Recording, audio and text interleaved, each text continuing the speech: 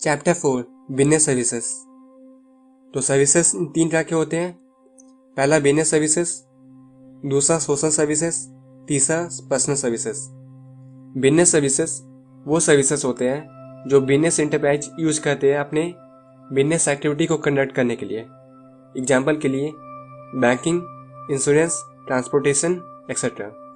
दूसरा social service, ये वो सर्विस होते हैं जो कि खुद की मर्जी से प्रोवाइड किए जाते हैं और इसका मकसद प्रॉफिट मेकिंग नहीं होता है। ये सोशल गोल्स को फुलफिल करने के लिए ये सर्विस प्रोवाइड की जाती है। एग्जाम्पल के लिए एनजीओ जो हेल्थ केयर और एजुकेशनल सर्विस प्रोवाइड करते हैं वो सोशल सर्विस का एग्जाम्पल है। तीसरा है पर्सनल सर्विसेज।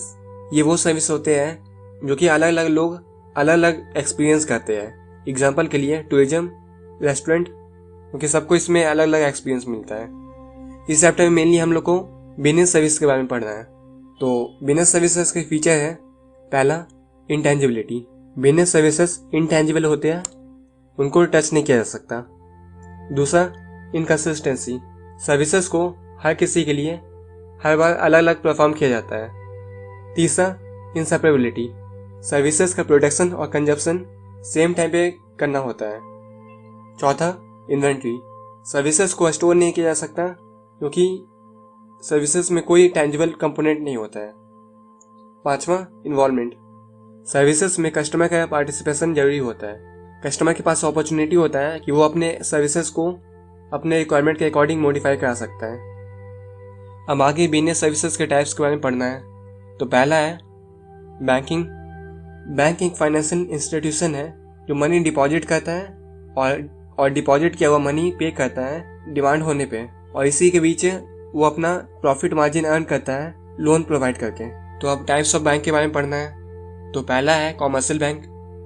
कॉमर्शियल बैंक को इंडियन बैंकिंग रेगुलेशन एक्ट 1949 के अंडर गवर्न किया जाता है और उसके अकॉर्डिंग बैंकिंग का मतलब है मनी एक्सेप्ट करना, यानी कि डिपॉजिट करना पब्लिक से, ताकि दूसरे लोगों को लोन प्रोवाइड किया जा सके या इन्वेस्टमेंट किया जा सके।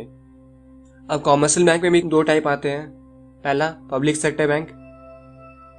पब्लिक सेक्टर बैंक को गवर्नमेंट ओन करती है और उसमें गवर्नमेंट का मेजॉरिटी स्टेक होता है। एग्जाम्पल के लिए एसबीआई, पंजाब नेशनल बैंक। दूसरा प्राइवेट सेक्टर बैंक, ये बैंक प्राइवेट प्रोमोटर्स ओन करते हैं, मैनेज करते हैं और कंट्रोल करते हैं। एग्जाम्पल के लिए ICICI bank, HDFC bank etcetera. अब कॉमर्शियल बैंक के फंक्शंस क्या क्या होते हैं। तो पहला कि वो पब्लिक से मनी एक्सेप्ट करता है थ्रू वेरियस अकाउंट्स। दूसरा lending of funds, bank loan provide करता है और इन्वेस्टमेंट करता है उन पैसों से जो बैंक को मिले हैं डिपॉजिट के थ्रू। तीसरा बैंक चेक फैसिलिटी प्रोवाइड करता है और चेक फैसिलिटी भी 2 तरह के होते हैं। पहला तो है बियरर चेक, इस चेक को इमीडिएटली बैंक काउंटर पे इनकैश कर सकते हैं। दूसरा क्रॉस चेक, इस तरह के चेक में पेई का नाम लिखा रहता है और ये मनी उसके बैंक के अकाउंट में डिपॉजिट होता है।